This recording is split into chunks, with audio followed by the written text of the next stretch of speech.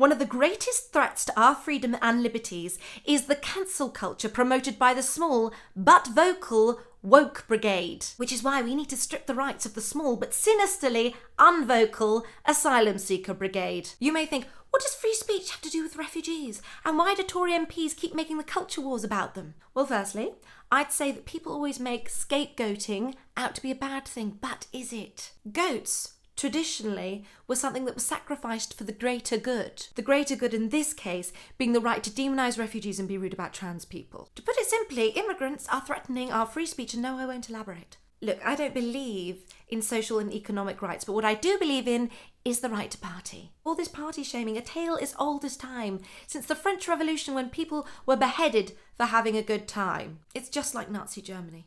Let me tell you something about cancel culture. It's not cancel culture, it's cancel law. My husband Jonathan is a lawyer, and he tells me the Human Rights Act makes cancel culture legally binding. And Jonathan is particularly well placed to make this analysis, as he hasn't read the Human Rights Act and therefore hasn't had his common sense distorted by woke propaganda. I would argue that human rights law is in fact a human rights culture, aka something performative and silly we need to stamp out. Human rights are contagious and we have to stop the spread of this dangerous disease, which is why we have to criminalise protests from tedious and earnest people. All they've got is chants, but we just want to dance.